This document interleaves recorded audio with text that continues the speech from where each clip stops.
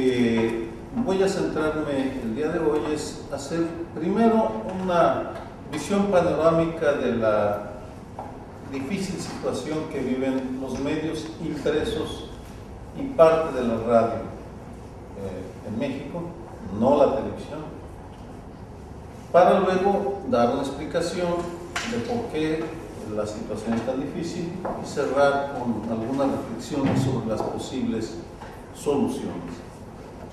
La información que van a ver me llegó, es lo más actualizado que ustedes pueden encontrar. Me llegó la semana pasada, la pedí, es un corte de caja de la panorámica del número de amenazas, asesinatos y desapariciones que hay en México. Empezamos con esa, por favor. La primera serie son expedientes de la Comisión Nacional de los Derechos Humanos, que tiene un programa de protección a periodistas, y aquí están la cantidad de agresiones a periodistas: 600 en los 10 últimos años, 597, y observen cómo en los últimos 4 años se disparan en relación a los 6 años iniciales. Siguiente. Homicidios. Según la Comisión Nacional de Derechos Humanos, ha habido 66 asesinatos. En el caso de sexenio de 2000 a 2006 de Vicente Fox fueron 31 asesinatos, y en el caso del actual gobierno de Felipe Calderón, 35. Si agregamos los desaparecidos, periodistas desaparecidos que no aparecen aquí, estamos hablando de que en el sexenio Vicente Fox fueron 35 entre muertos y desaparecidos y 43 en el sexenio de Felipe Calderón. Es una cifra altísima. Luego veremos una comparación en relación a otras partes del mundo. Y aquí viene un primer problema. ¿Cuántos de estos asesinatos y desapariciones son contra periodistas auténticos que fueron castigados por decir la verdad? ¿Y cuántos de ellos fueron asesinados o desaparecidos por sus nexos con el crimen organizado? Nadie tiene una respuesta. Y es virtualmente, no es imposible, pero es muy difícil salir con evidencia para decir que tal o cual periodista fue ejecutado porque no cumplió con el trato que tenía con el cartel de la droga de la localidad. Luego vamos a regresar a eso. Simplemente les planteo uno de los problemas que hay para analizar estas cifras. Siguiente. Independientemente de las motivaciones, en el caso de los periodistas, el rasgo más común es la impunidad. Quienes han agredido a periodistas no han sido castigados en un 85% de las ocasiones. Solo 15% de los homicidios ha habido una sentencia condenatoria. Les sorprendería saber que los periodistas somos un gremio privilegiado, porque en la población en general la tasa de impunidad ronda el 90 o 95%. Es decir, quienes asesinan a periodistas son un poco más castigados que quienes asesinan a gente común y corriente. Siguiente.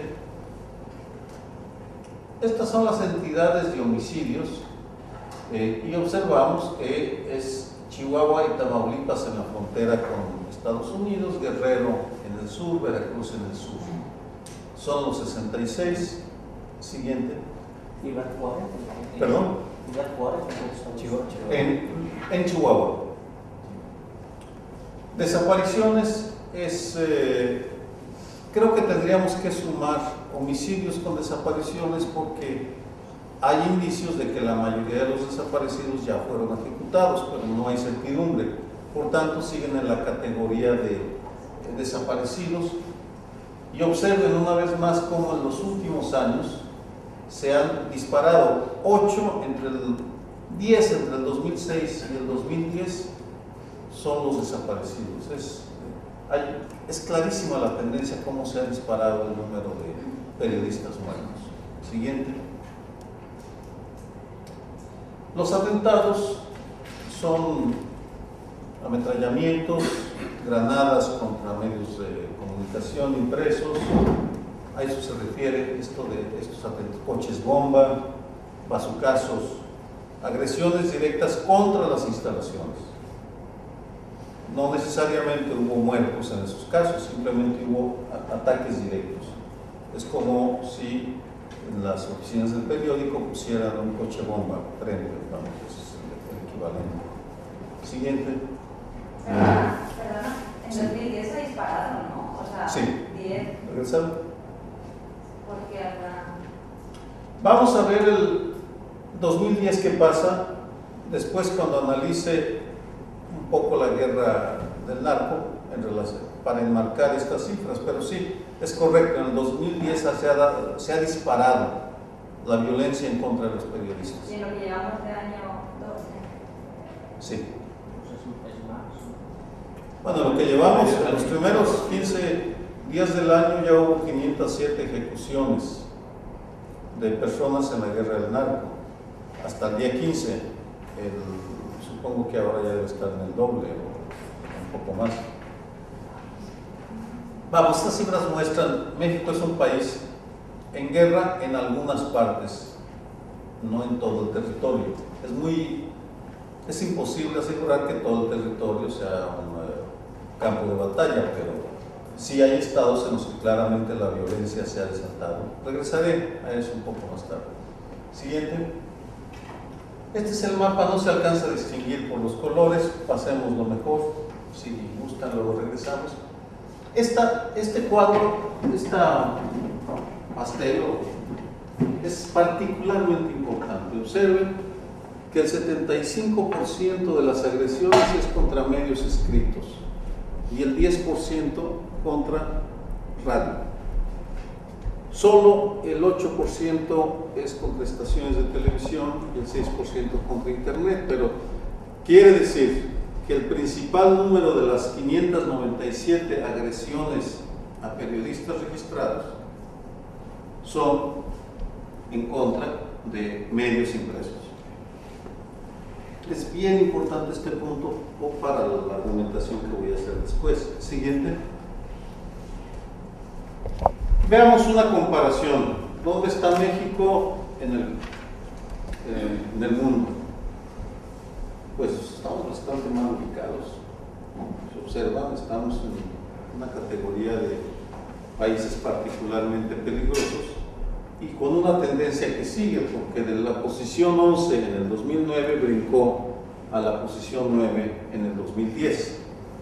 Está creciendo el grado de peligrosidad para los medios, de acuerdo al comité. Ustedes conocen este organismo, supongo, no necesito explicar quién es el Comité para la Protección de Periodistas.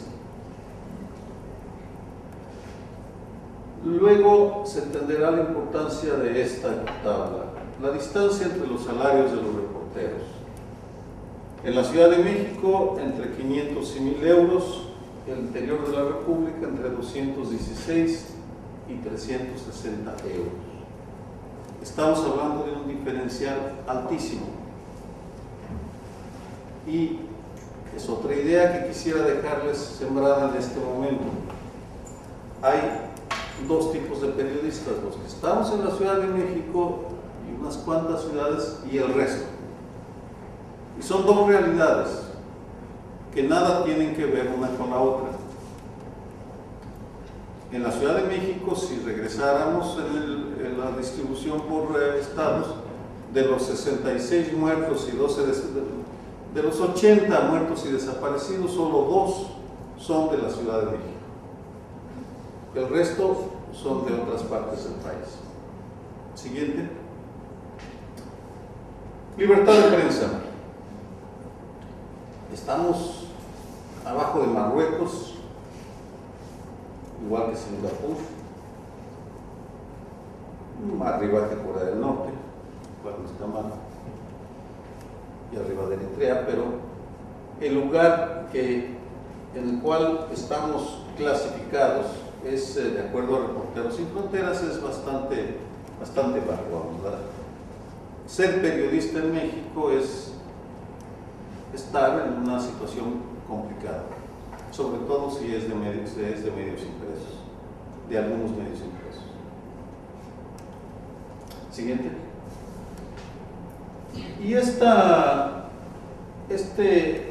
mapa de Reporteros Sin Fronteras también nos muestra cómo nos ponen en la misma liga que Cuba, Venezuela, Rusia, China, es decir, países en los cuales la libertad de prensa es bastante endeble.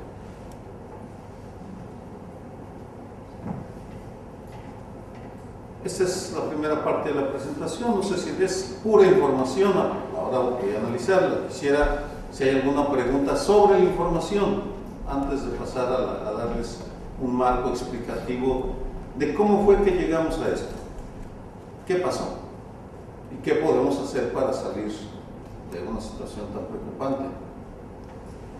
¿Alguna pregunta?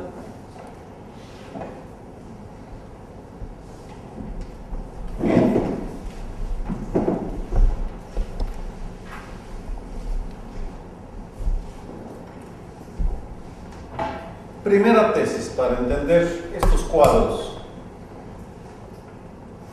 Estos cuadros son la expresión de una crisis sistémica de la democracia mexicana. La democracia no está funcionando en México y se expresa de diferentes maneras. Una de ellas es en la violencia contra el ejercicio del periodismo. En consecuencia, lo que se está haciendo en estos momentos para protegernos, algunos de nosotros con medidas cautelares, en mi caso tengo medidas cautelares en México, que es protección policíaca cuando viajo a ciertos lugares, por amenazas que he recibido, no va a resolver el problema, porque el problema de fondo está en la manera como está estructurada la democracia y la forma como se desvirtuó la transición.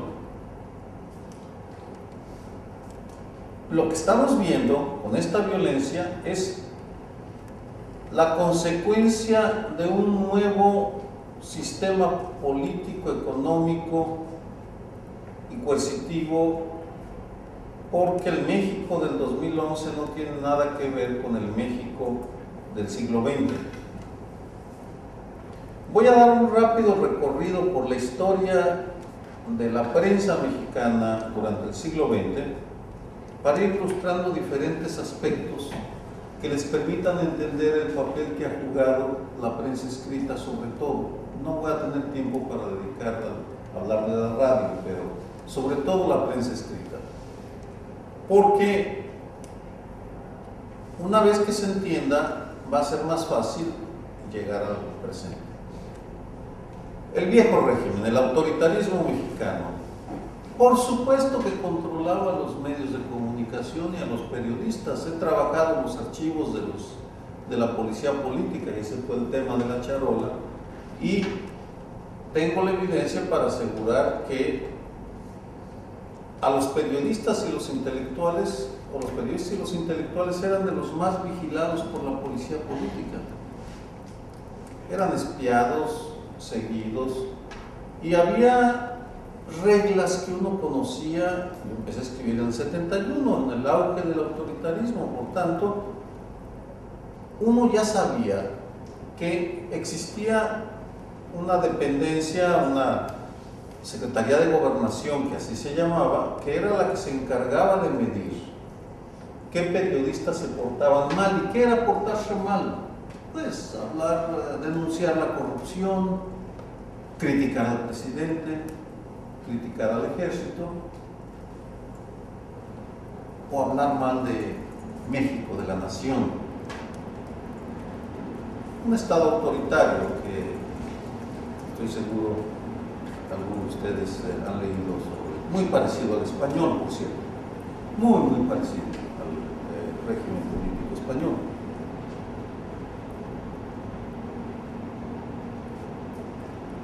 Frente a ese régimen, los diarios jugaron un papel fundamental para resquebrajar los controles que había sobre la libertad de expresión. Y lo hicieron de múltiples formas. Voy a recorrerlas brevemente, porque ilustran algunas de las maneras como los medios o la prensa logró sacudir los controles que había sobre la libertad de expresión. Siguiente. El Diario de Yucatán es un periódico fascinante cerca de Cancún, en el estado de Yucatán, que colinda con la Quintana Roo, con Cancún. Es uno de los diarios más importantes del país, porque desde un primer momento, desde que triunfa la revolución en 1917, el Diario de Yucatán se resiste y defiende la libertad de expresión. Y ya en los años 60 y 70, cuando viene, esta es una noticia sobre el intento que hizo el presidente Plutarco Elías Calles en 1931 de limitar la circulación del diario porque estaba dando información que no convenía al gobierno. Es la principal noticia. Seguimos informando de actos bochornosos para los hijos de Yucatán. Un diario conservador, católico, que tiene una virgen nada más dentro de un edificio, pero que han defendido la libertad de expresión durante el siglo XX. ¿Cómo evadieron la censura? Utilizando a los intelectuales y aprovechándose de que fuera de la Ciudad de México los controles de gobernación no eran tan estrictos. Por tanto, gobernación controlaba las noticias, pero no controlaba tanto las columnas de opinión. Y de acuerdo a uno de los directores, todos se apellidan Menéndez, desde el fundador hasta el actual, Juan Carlos Menéndez, el anterior director, ya un anciano, me comentaba que él enfrentó la censura invitando intelectuales para que opinaran, porque de esa manera eran los intelectuales y no el diario. Y esa práctica se generalizó a partir de los años 60 y 70, que es cuando empieza la transición. Él asegura, un poco exageradamente, que la transición se inicia en las páginas editoriales de los diarios de provincia del país. Es una de las... No hay una historia general del periodismo en México, por tanto, no había un documento que yo les pudiera, un libro que les pudiera decir, aquí está la enciclopedia, pero me parece bastante consistente la explicación. Siguiente. El papel de los caricaturistas fundamental en la transición, porque era una forma de comunicación más amable que la letra escrita. Y de los caricaturistas no hay uno que tenga más merecimientos que Eduardo del Río Ríos, un famosísimo caricaturista. Y seleccioné esta caricatura porque después del movimiento estudiantil del 68, cuando hubo una masacre del 2 de octubre, el 2 de octubre de 1968, él publica esta caricatura. Este es el presidente Gustavo Díaz Ordaz, Tlatelolco. Observen un fusil del ejército y cómo tiene una calavera en la gorra militar. Y una referencia al ejército. Las armas nacionales se han cubierto de gloria. A él estuvieron a punto de fusilarlo por esta caricatura. Lo secuestraron, se lo llevaron a un campo unos militares y lo detuvieron, lo interrogaron y estuvieron a punto de fusilarlo, de no haber sido porque Lázaro Cárdenas intervino para frenar la ejecución, pero el susto no se lo quitó durante un buen tiempo. Porque esta caricatura ilustra esa frontera invisible de cuando se rebasaban las líneas. Aquí, ¿qué fue lo que que ahora vemos esta caricatura y nos parece hasta infantil, pero en el contexto de ese momento era terriblemente agresiva porque cuestionaba al presidente y a las Fuerzas Armadas. Por tanto, era una sentencia de muerte. Se rompían dos de las fronteras.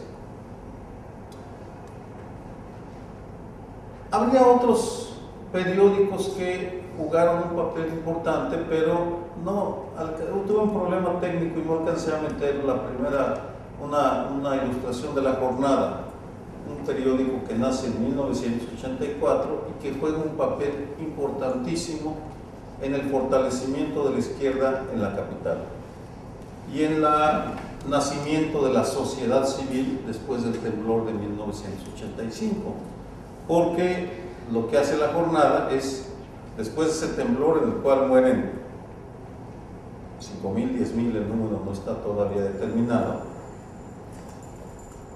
deja que Elena Poniatowska, una de las glorias nacionales, publique en la última página una crónica diaria sobre lo que pasaba con los damnificados. Y por tanto, La Jornada tiene un papel fundamental. Siguiente. Ahora nos vamos al norte, en Monterrey. Esta es una primera plana de las elecciones. ¿Pasas la siguiente? No, el norte.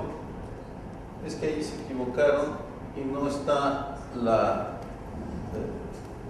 el encabezado que me interesaba, porque lo que hizo el norte, que es otro grupo empresarial conservador de la ciudad de Monterrey, es que se involucra activamente en la defensa de las elecciones, lo cual es muy raro, porque en la elección de 1991 para gobernador, el norte organiza a 1,000 observadores para vigilar que no se robaran los votos. Es decir, un periódico convertido en activista. No es muy común, es romper las barreras del periodismo. Creo que está haciendo ya calor, ¿no les parece? ¿Baja un poco? Sí. Esto baja una línea, ¿no? El siguiente, siglo XXI, que nace en 1991 en Guadalajara, otra ciudad importante, es fundamental en el periodismo de investigación y ya muestra cómo el periodismo mexicano estaba modernizándose, porque aquí estamos ante otro tipo de periodismo. De hecho, el formato del siglo XXI ya no es el típico tamaño grandote, sino es tabloide, como La Jornada. Este fue diseñado por Liberación, El País asesoró en el diseño. Aquí trabajó la princesa Leticia, por cierto, en el siglo XXI. Y si saben la historia, que hay un mural de ella desnuda en Guadalajara, porque vivió un tiempo en esa ciudad. Y este periódico fue importante cuando hubo una explosión terrible que causa docenas de muertos el 22 de abril de 1992.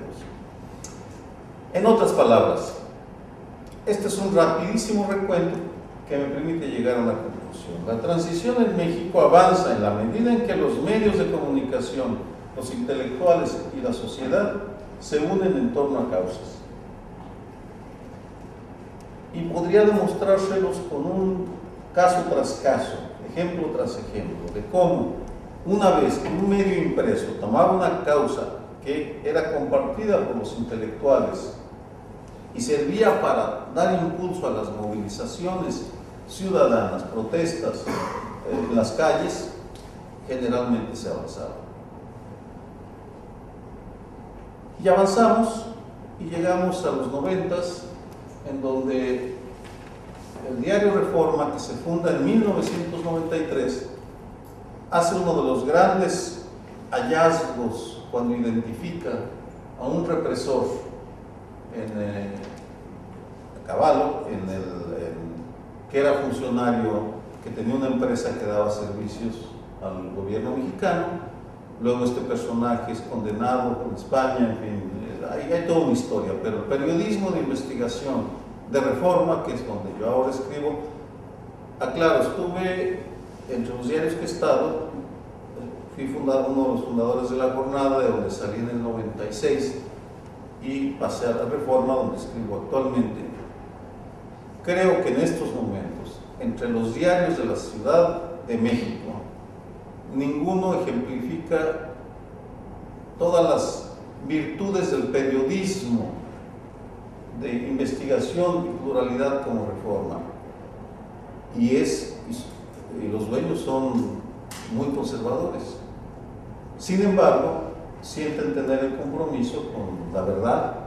Es una causa, es uno de los diarios en los cuales sí hay un compromiso auténtico con los valores del periodismo. Sigamos.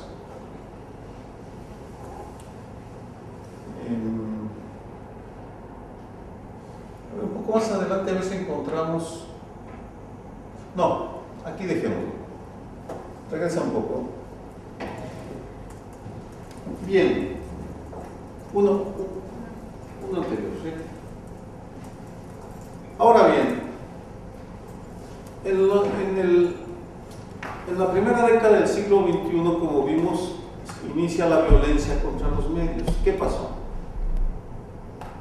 La explicación de esta violencia tiene que ver con la alternancia, porque en México el tipo de alternancia que tuvimos ha provocado más daños que beneficios a la sociedad. La democracia o la alternancia no nos ha beneficiado. Van algunas cifras para ilustrarlo muy breves. Primera, distribución del ingreso. Los quintiles se observan entre el 2000 y el 2008 aumentaron solo 10 euros al mes los ingresos del 20% más pobre, y del 20% con más ingresos solo aumentó en 40 euros. Las clases medias recibieron muy poco aumento en una década, es decir, en términos de distribución del ingreso, la alternancia, la democracia, no benefició a las mayorías. Siguiente. Muy diferente con los multimillonarios mexicanos, en donde hemos visto un incremento exponencial. En 1987 solo había una familia multimillonaria con $2,000 millones. En el 2010, 9 personas o familias tienen $90,000 millones. En la cúspide mexicana hay una acumulación de dinero que es el resultado de un sistema de monopolios y oligopolios que benefician a los más ricos de manera deliberada. Los gobiernos mexicanos los gobiernos de la alternancia han seguido una política deliberada de beneficio de los más privilegiados. Siguiente. Al mismo tiempo, desapareció el Estado presidencialista y centralista. Gobernación ya no amenaza a los periodistas. Lo amenazan otros poderes, entre ellos los gobernadores, porque, si ustedes observan, el brinco en la transferencia de dinero federal a estatal es enorme entre 1995 y 2000, casi 20%, y brinca de 11 puntos a 31 puntos. ¿Esto qué significa? Que en el 2010 se transfirieron a los estados 60,322,000 millones de euros, la mitad de los cuales no son contabilizados. El gobernador de Jalisco, el de Veracruz, el del Estado de México, tienen a su disposición enormes cantidades de dinero. Y eso explica es una de las razones para que se haya generalizado la corrupción en México. Siguiente.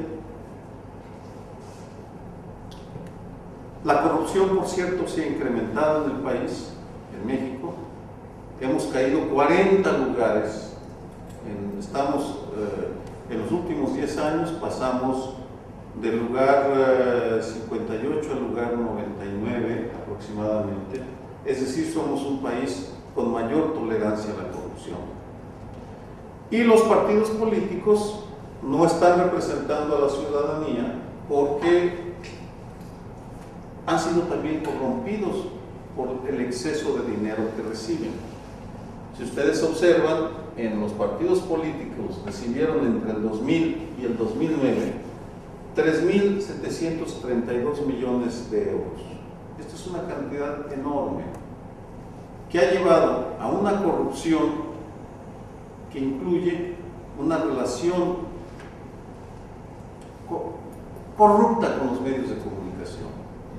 Los medios les cobran a los políticos por aparecer en las pantallas o por publicar una noticia, es decir, es una relación perversa. Y en consecuencia, los partidos no están representando a la sociedad. Si pensamos en multimillonarios que obtienen ganancias estratosféricas, BBVA tiene su principal fuente de ganancias en México. Vamos, porque la cantidad de dinero que reciben por comisiones abusivas toleradas por las autoridades es enorme. O si Carlos Slim es el hombre más rico del mundo, o uno de los dos más ricos del mundo, es porque tiene la capacidad de cobrar tarifas que son abusivas. Y Telefónica llega e invierte porque obtiene ganancias estratosféricas. Si los empresarios se benefician, si los gobernadores también se benefician, si los partidos no representan a la ciudadanía, por tanto, la ciudadanía está indefensa y se explica que los niveles de ingresos se mantengan básicamente iguales. Todo esto repercute en la guerra en el crimen organizado. Siguiente. En el 2007, Felipe Calderón pronunció un discurso en el cual por primera vez anuncia, da un detalle de cómo 40% del territorio, en 40% del territorio hay una enorme presencia del narco. 8 estados, Baja California, Chihuahua, Durango, Sinaloa, Nuevo León, Tamaulipas. Observen, 4 de los 6 estados fronterizos con Estados Unidos tienen una gran presencia de crimen organizado. Este es el famoso Triángulo Dorado. Aquí se produce amapola, marihuana, Michoacán, Guerrero. Siguiente. Y la clave de ese poder creciente tiene que ver con la economía. Este cuadro es fundamental para entender lo que está pasando en México. En Colombia, el kilo de cocaína en la pasta base es $800. En México ya son $8,300, 10 veces más. En Miami o Dallas, $21,000. No te des brinco. $12,700 por pasarnos. Un kilo.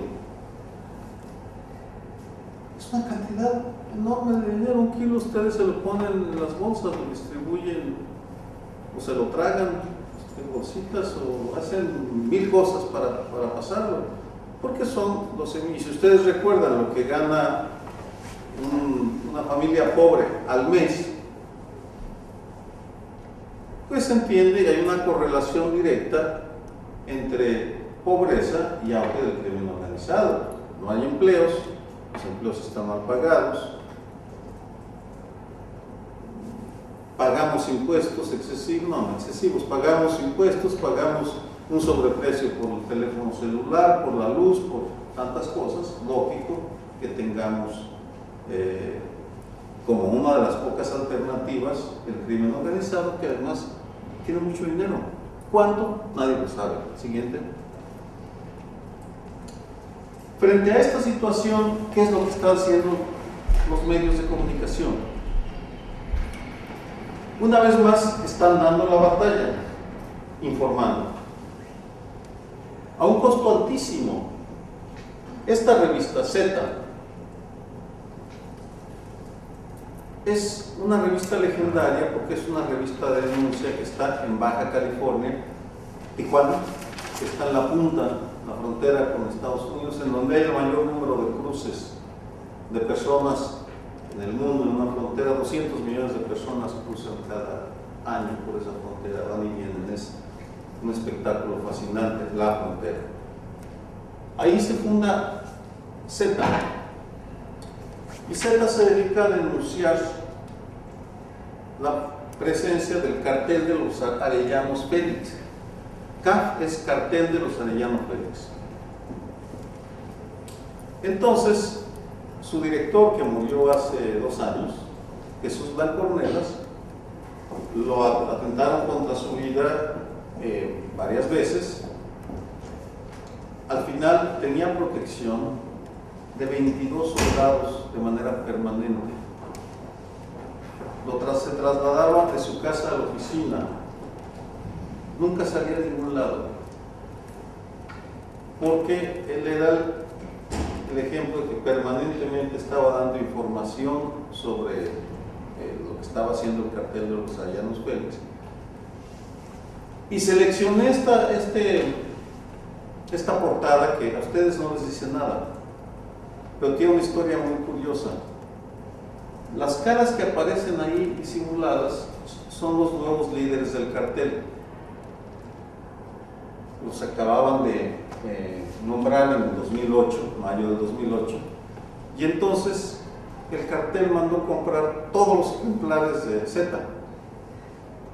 Mandó a sus sicarios a comprar unos puestos para que no se les conociera, porque Z fue la única publicación que sacó la cara de los nuevos dirigentes del cartel.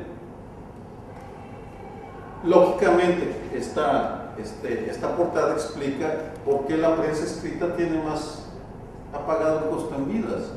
Z es de los medios que sí se la han apostado por la libertad de expresión. Siguiente. Este es un caricaturista de derecha, como presenté a Ríos, que es de izquierda, presentó uno de derecha, Calderón. Y observen el significado de esta caricatura.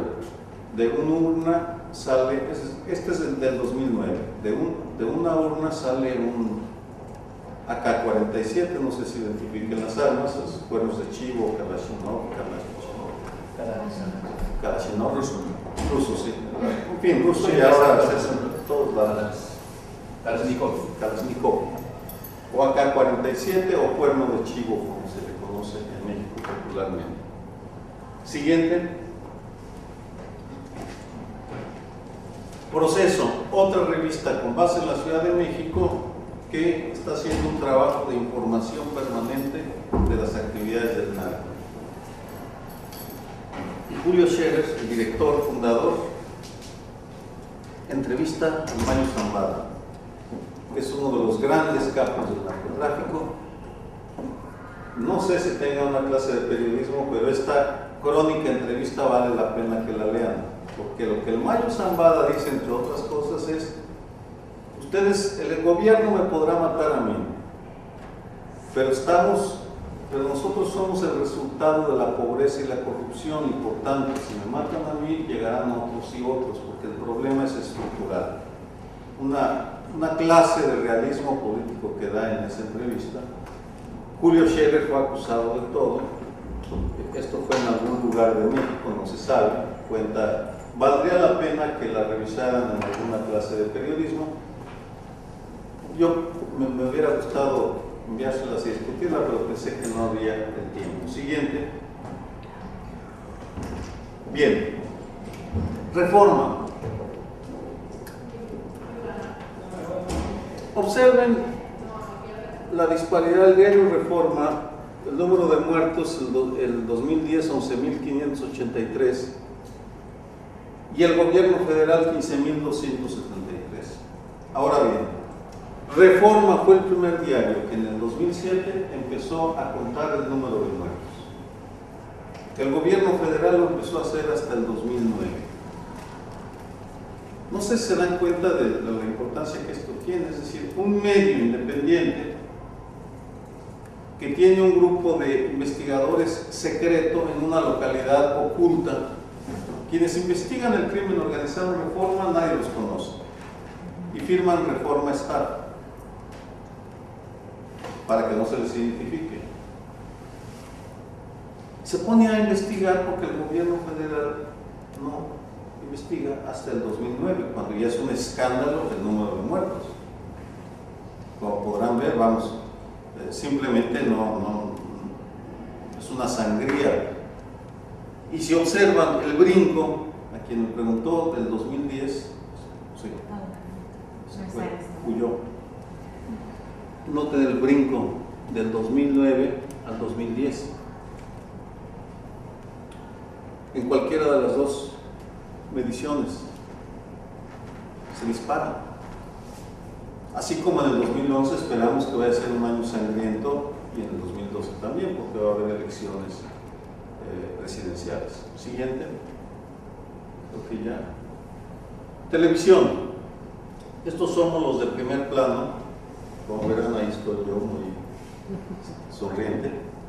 Quienes vivimos en la capital y ejercemos el periodismo desde la capital tenemos una responsabilidad mayor que quienes viven en el interior del país. Este es un informe excelente, se los puedo proporcionar si les interesa, porque vale la pena, es de lo más actual sobre la situación, para una visión panorámica de los medios, de las amenazas a los periodistas en la ciudad, en todo el país. Y el problema que tenemos como gremio es que no contamos con las televisoras, porque las televisoras forman parte de los grupos de interés. Hablo de las grandes televisoras privadas que tienen un oligopolio de dos. Lo que les interesa es hacer negocio y no les interesa difundir información. Aun cuando probablemente, en la medida que las amenazas ya les están llegando también a ellos, puedan sumarse a alguna campaña futura. Pero en todo caso, por el momento, al día de hoy, somos un gremio que fue estratégico en la construcción de la democracia, que está pagando los costos de una democracia fallida y que tiene la responsabilidad, sobre todo la de la capital, de enfrentar el reto más grande que yo recuerde no solo a la democracia, sino ya a las reglas básicas de civilidad en los últimos 50 años, tal vez muy pronto en el último siglo, los últimos 90 años, cuando menos, saco la revolución, que fue una etapa muy sangrienta. Pues esto es una visión panorámica de la prensa en México en estos momentos, su papel en la historia, qué le está pasando y cómo podemos enfrentar el reto.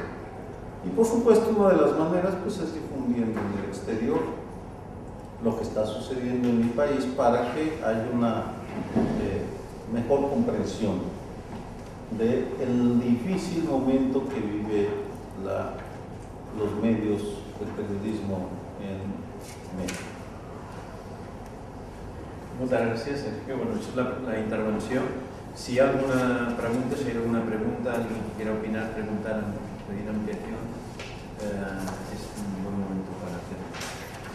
Quería preguntarle porque, bueno, usted dice que, digamos, que la democracia no ha sido funcional a México, en este caso, pero me parece que lo que critica es más la corrupción, el narcotráfico y cuestiones paralelas que no el sistema democrático en sí. Digamos, lo que no ha sido funcional fueron un montón de vicios que no tienen que ver tanto con el sistema político, ¿o usted cree que tiene alguna relación? Bueno, mire,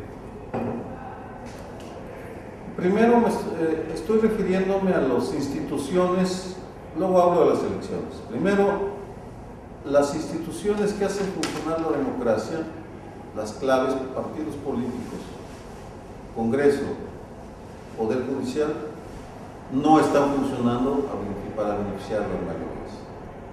así tendría indicadores para demostrar. Segundo, en el tema de las elecciones, que es el paso fundamental, digamos, la puerta de entrada, yo parto de una tesis compartida en Naciones Unidas o otros organismos de que la democracia no se agota en las elecciones y que las elecciones tienen que cumplir ciertos requisitos para ser legítimas, porque puede haber elecciones que no sirvan bajo los criterios democráticos.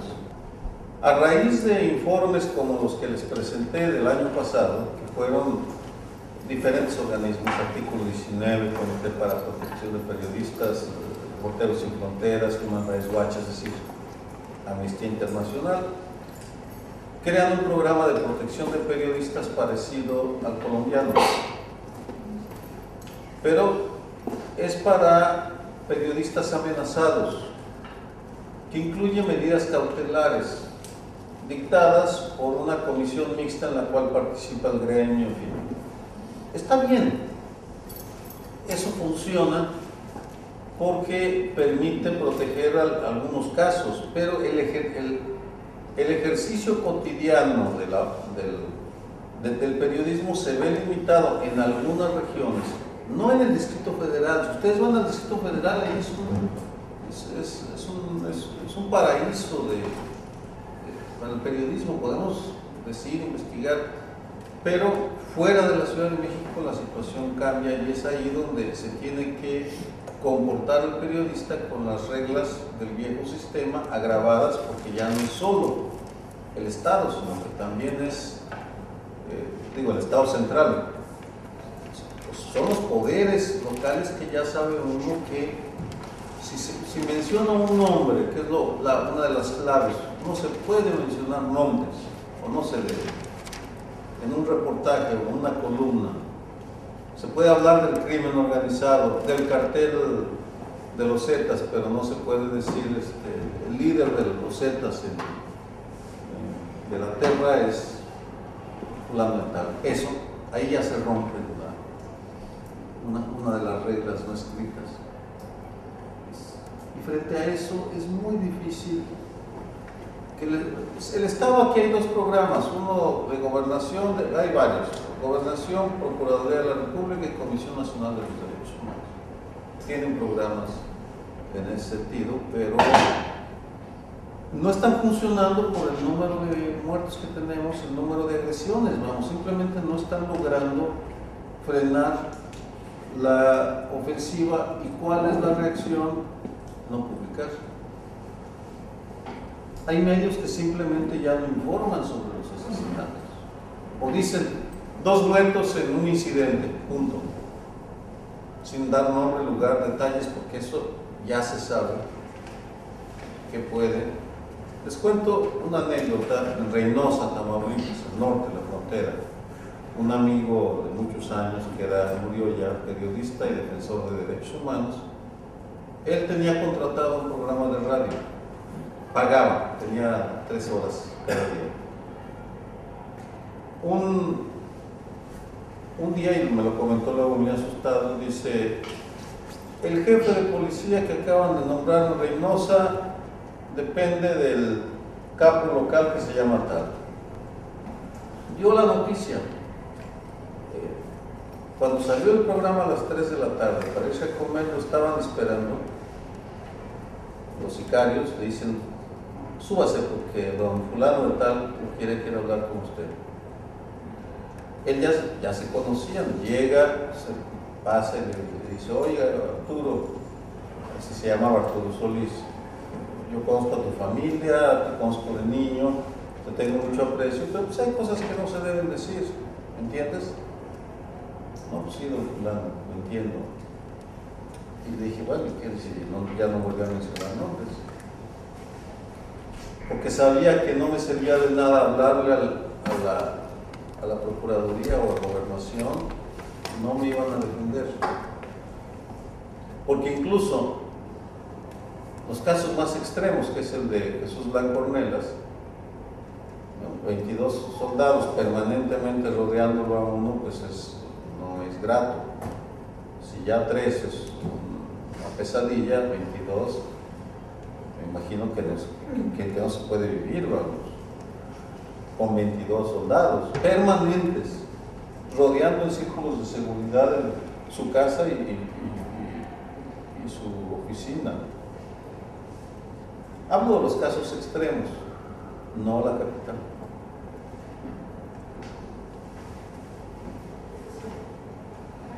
¿Sí? Veía una diferencia entre los números de Reforma y los números del gobierno. Me llamó un poco la atención porque también se ha escuchado un poco de la disminución en la confianza en los medios. Ha sido ha sido una cuestión porque los periodistas se han tenido que callar, o también viene de cuestiones económicas como este monopolio duopolio entre Televisa y TV Azteca, o también un apoderamiento de algunos periódicos en el centro. Es decir, esta confianza se está disminuyendo por la violencia, o por cuestiones económicas, o por ambos. ¿Qué es lo que está pasando? Son muchas preguntas mezcladas Sí. en el mismo tiempo. Primero, confianza en instituciones. En tiempos de conflicto o de guerra se dispara la confianza en la vida privada.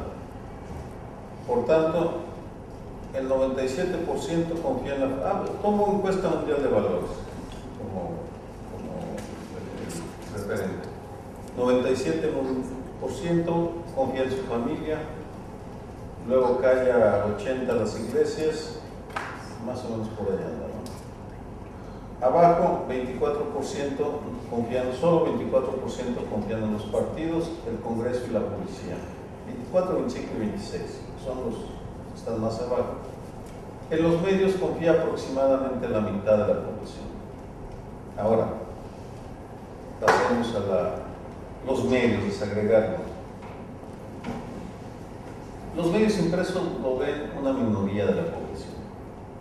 Estamos hablando de los sectores más pequeños. Reforma tiene 150.000 ejemplares diarios, un tiraje diario.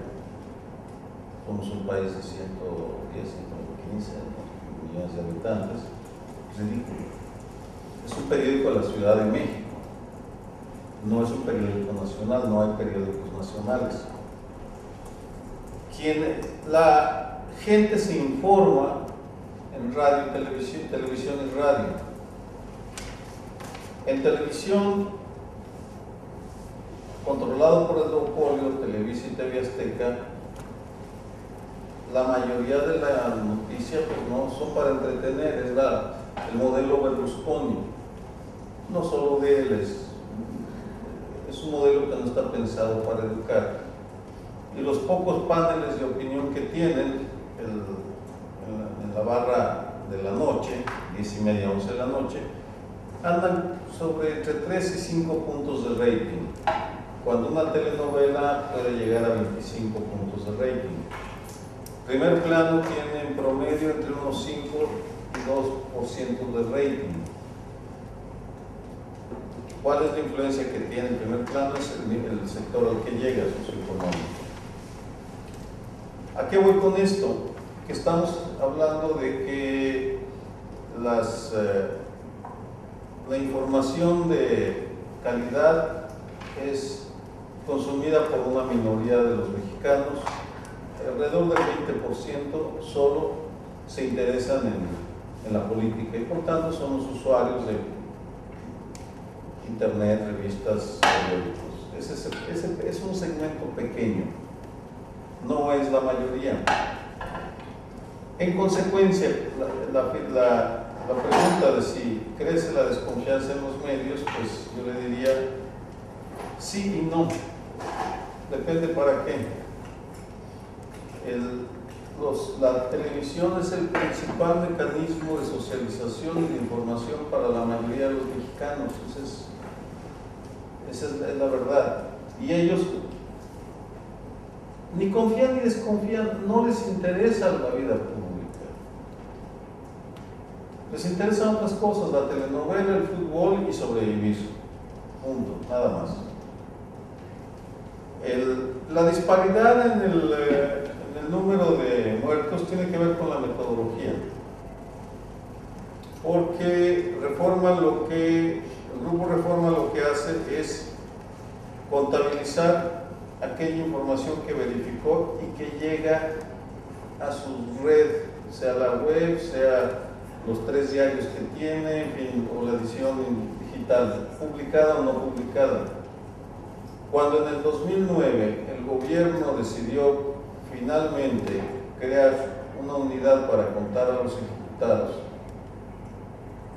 la metodología que sigue, y que la conseguí apenas antier, se la puedo enviar, si le interesa el tema de ejecutados, de cómo se cuentan los muertos, ellos tienen como fuente de información todo el Estado, el aparato estatal, las procuradurías de los estados, las Fuerzas Armadas, servicios de inteligencia, es decir, todo el aparato estatal, y en consecuencia tienen capacidad de captar más número de muertos. Ahora bien, el número que está dándole el gobierno es baja, porque no está considerando ni las bajas de los militares y policías, ni las bajas de civiles, ni los desaparecidos. Y por tanto, ahí es una categoría que es muy ambigua, hay una cifra negra. Le pongo, usted oyó hablar del pozolero, ¿sí? El pozolero, ¿alguien oyó hablar del pozolero? El pozolero era un personaje del cartel de los Arellano Félix, estaba en Tijuana, y a él le llevaban los cuerpos que se encargaba de desaparecer, de cocer, de hervir el ácido para que desaparecieran.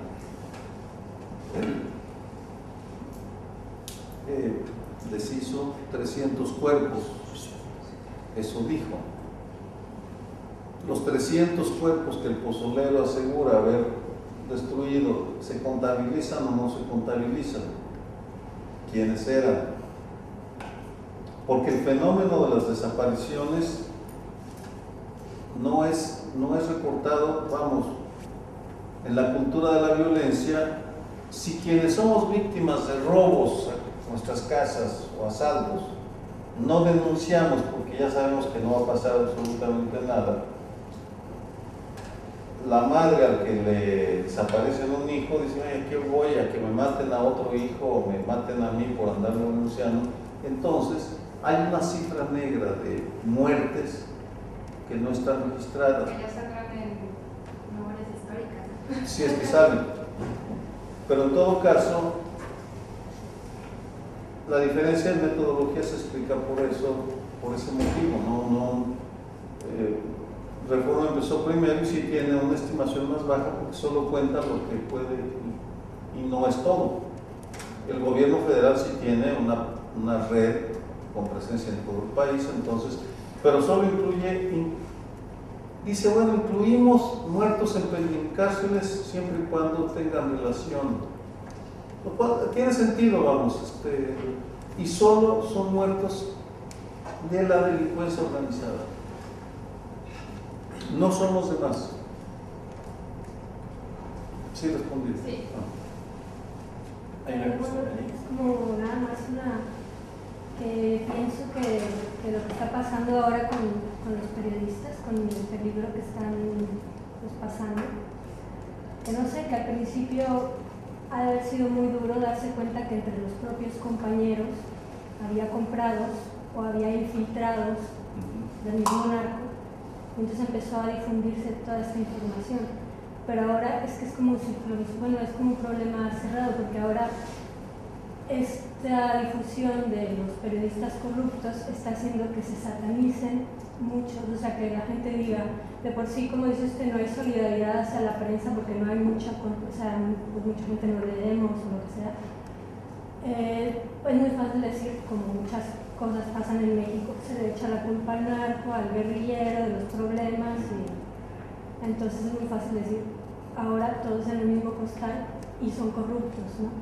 Entonces al problema del peligro de la censura, del riesgo que se corre, pues se le añade que pues están pasando por una desconfianza, ¿no? Y ahora todos son corruptos, puede pasar, ¿no? Y bueno, ya no importa, se borra esta línea de, y es muy difícil, ¿no? ¿Quién es corrupto, quién no? Y la violencia no es justa en ningún caso, pero bueno, si le resta importancia, no. Usted señala un problema gravísimo que tenemos enfrente, de los muchos problemas que tenemos, además de la poca solidaridad en el gremio. Vamos, que las televisoras no estén preocupadas por lo que le pasa al gremio ya es grave, porque es el medio más poderoso, pero también en el medio impreso somos una comunidad muy rijosa, muy desconfiada. A últimas fechas, en la medida en la cual ha ido creciendo el grado de la amenaza, sí ha avanzado los intentos por organizarse, y hay algunos programas desde ONGs, de organismos civiles, concentrados solamente en periodistas. Además está Artículo 19, CENCOS, de parte de los organismos civiles, además del gremio internacional. ¿Y cómo se distingue? Pues mire, pues uno averigua. Cuando llega la petición de firmar una carta, pues hay que averiguar el personaje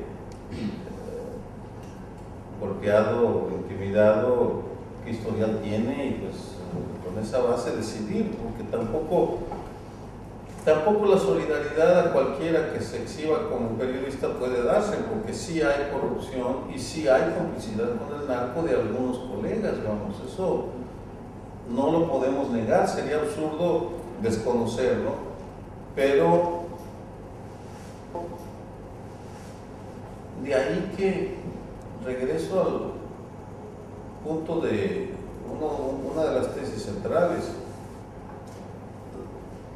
Para que la democracia se regenere y para que el gremio periodístico contribuya, la Ciudad de México va a jugar un papel clave. Vamos, es fundamental lo que pasa en la Ciudad de México, Guadalajara, las grandes ciudades. Es ahí donde sí puede haber una gran diferencia, y por eso hay una conciencia muy clara. Tuvimos la comida de Año Nuevo, de fin de año, en diciembre, con Reforma. Y el director fue muy claro. Dice, nunca antes había sentido tanto riesgo para nuestro periódico como para nuestras comunicaciones. Reforma es una gran empresa, una empresa grande, ¿no? Muy vigorosa, que no vive de publicidad política, sino publicidad comercial. Son empresarios comprometidos con la idea del periodismo, ellos. Y ya nos explica lo que está pasando, y bueno, si es inquietante, entonces ahí mismo decidimos los columnistas tomar algunas medidas para estar mejor informados entre nosotros y poder afinar mejor nuestras columnas o los textos que publicamos, porque sabemos la responsabilidad que tenemos, o eso fue lo que nos plantean, y es difícil, siempre somos una colección de egos muy robustos, como ustedes saben. El gremio periodístico es espacio privilegiado para que florezcan los egos. Pero más allá, yo aquí no les estoy hablando de lo que escribí una maravilla, no es. Creo que es un error no ser consciente de la responsabilidad que tenemos ciertos medios en ciertos lugares. En el caso somos un pequeño grupo quienes tenemos presencia en televisión, radio y prensa escrita. Yo publico mi columna en 13 diarios del país. Por tanto, entiendo o quiero entender, me interesa entender el contexto, porque el reto es enorme, es gigantesco. no solo para mí como persona, sino para todo un país, porque lo que hagamos, el resistir, sí puede tener una influencia grande. No podemos dejarnos intimidar, pero no podemos suicidarnos. No podemos dejar de proteger a nuestros colegas, pero tampoco podemos ser ingenuos. ¿Y conoce algún grupo de periodistas que entre ellos mismos se organicen para protegerse? Está creciendo, hay un grupo de periodistas mujeres, curiosamente, que son las que están en trinchera, las reporteras que están informando sobre la guerra. Escuché a una en un foro, me impresionó, porque muy jovencita, así más o menos como ustedes, ¿no? Si le interesa, busque a Marcela Turati. Pues pregúntenle. Me da curiosidad saber si ustedes las conocen. Bueno, Marcela Turati está en ese grupo, no me acuerdo cómo se llaman, pero es un grupo de autodefensa. Pregúntele, no la oí a ella, me mandó un correo porque publicó un libro. Acaba de publicar un libro sobre violencia en Juárez, ella ha estado cubriendo Ciudad Juárez mucho, entonces pregúntele cómo se llama ese grupo de periodistas para que le informe. Una valentía cuando uno lee lo que escribe se meten, pero no sé si una se fue a reportear a Durango la boda del Chapo Guzmán con Luis Durango o algo así en un pueblo, pero en medio del Triángulo Dorado, que es ahí un suicidio meterse, si no lo hace uno bajo ciertas condiciones, ¿no? Ese es donde hay que dialogar con ellos, hay que hacer. ¿Y qué quieren los narcos? Los narcos quieren mandar su mensaje. Somos legítimos, por eso la entrevista del Mayo Zambada a Scheller, no fue entrevista, porque no grabó, sino es una crónica. Es tan interesante porque muestra que es gente exitosa que quiere disfrutar de la gloria de haber tenido éxito. Desde los corridos hasta un cierto reconocimiento social. Y por tanto quieren que su mensaje sea lanzado y no quieren que nadie se les meta en el negocio. Porque es negocio, $8,500, $12,000 por kilo pasado a Estados Unidos. Piensen nada más, si pasan 100 toneladas al año, ¿cuánto dinero están recibiendo un capo de estos? Chapo Guzmán ya está entre los hombres ricos del mundo, que es el capo más importante. Yo tengo una pregunta, si no hay ninguna, que vamos a acabar a las 8 minutos. La pregunta es la siguiente. Yo, analizando el país desde fuera,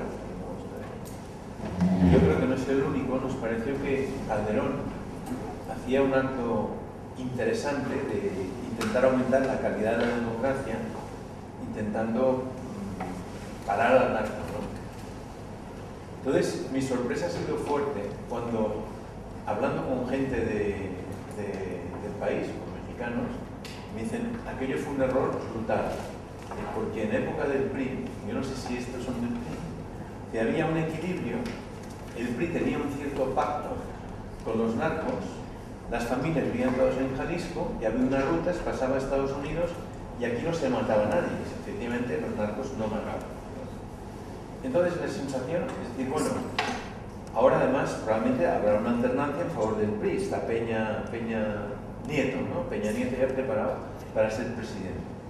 La salida, y esto apuntaría a un tema que nos has prometido y que luego no has podido desarrollar por tiempo, la salida sería volver a una presidencia PRI que pactara otra vez con los narcos, esto ya es irreversible, y un poco la otra parte de la pregunta sería entonces, ¿cuáles serían las líneas de salida, no solo del narco, sino en general de la prensa y de estos grupos de poder en México? Nada más. Facilita. Mira, primero, quien lo dice son priistas que no acaban de apreciar lo que ha pasado en México. Hubo un pacto, en efecto, los narcos se comprometían a tres cosas. exportar la droga, no venderla en México y obedecer al gobierno central. Y cumplieron hasta que el gobierno central se debilita. Y entonces la alternancia es lo que favorece el auge del narco. Es una de este tipo de alternancia y de democracia, porque hay una resquebrajamiento del poder en el cual los capos negocian con el gobernador o el presidente municipal y tienen mucha más fuerza para negociar y por tanto se negocian con ellos sus acuerdos. Segundo, rompieron en los narcos el acuerdo de solo exportar, ahora también venden. Y esto por debilidad del gobierno, diríamos, Calderón. Por la historia, mira, porque a eso me refería, estamos ante una crisis sistémica, no es aquí responsabilidad individual ni hay salvación individual, no hay individuos que puedan dar la solución. Luego está la geopolítica, somos vecinos de Estados Unidos. Luego está la economía de los precios. Luego está el desempleo que obliga a que una de las pocas actividades redituables es el crimen organizado en sus múltiples variantes, porque al existir un mercado laboral deprimido, con la mitad de la población en la economía informal, que no pagan impuestos, evidentemente la ilegalidad es una consecuencia y lo que ha crecido es la ilegalidad, no es la venta de drogas, es secuestro, robos a mano armada, venta de piratería, cuotas. En Reynosa, si ustedes quieren organizar el bautizo de su hijo, todavía no, de su sobrino o sobrina, tienen que pagarle al narco una cuota por botella de whisky que se consuma. Ese es el nivel de poder que tienen, ellos cobran impuestos. La tesis de que si regresa el PRI va a ser diferente, el PRI ya regresó en Chihuahua y en Nuevo León y se ha deteriorado porque ya no es, el PRI ya no tiene un poder central.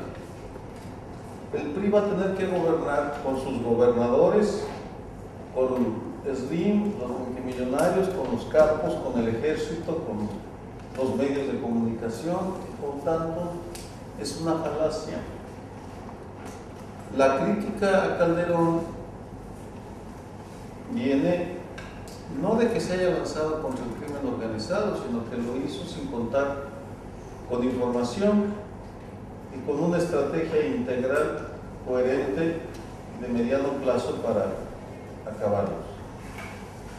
Podría dar múltiples ejemplos sobre esta incoherencia. Mencioné uno, no contaban a los muertos. Vamos, ¿qué guerra en el mundo se libra sin conocer el tamaño del enemigo? Ellos no lo saben. Calderón lo ha reconocido en entrevistas. Hay una entrevista al País de junio 2007 o 2008, en el que reconoce que no tenía la información. Y tú entras en una guerra sin la suficiente información sobre el enemigo y evidentemente es muy posible que cometas errores en la valoración y en el diseño de las políticas que vas a seguir para combatirlo. Para mí esa es la crítica fundamental. Mencioné que no contaban muertos. Tampoco han dedicado recursos a combatir la adicción. El presupuesto dedicado al tema de la guerra del narco, alrededor del 5 o 7% va contra la adicción. En Estados Unidos es 50-50. 50 producción, consumo, tráfico. Perdón, 50 producción, tráfico y 50 consumo. En México es 80-90 producción, tráfico y el resto a consumo. Se nos está duplicando el número de adictos a drogas duras en México cada 5 años. Porque no hay una política integral. No combate Calderón a la corrupción que está en torno a él. sostiene el Esther Gordillo, que es una de las grandes lideresas, una mujer corruptísima, ahí la tiene. Es decir, ojalá y gane Calderón. Hasta que no llegó, vamos, que está rodeado de gente mediocre, su gabinete es un gabinete mediocre. Ahora llegó el nuevo vocero Alejandro Cuare, que es el artífice de que se estén contando finalmente los muertos. Y creo que va a mejorar. No, ya está mejorando. Pero Cuare no tiene la autoridad sobre un gabinete de seguridad nacional dividido, en el cual no confían entre ellos, hay fuertes disputas entre los efectivos. Ese es el drama, y frente a eso, pues lo que sucede es que la sociedad queda desprotegida ante las diferentes amenazas. No es solo, insisto, el problema de las amenazas a los periodistas es la expresión de una crisis sistémica de la democracia que no está funcionando.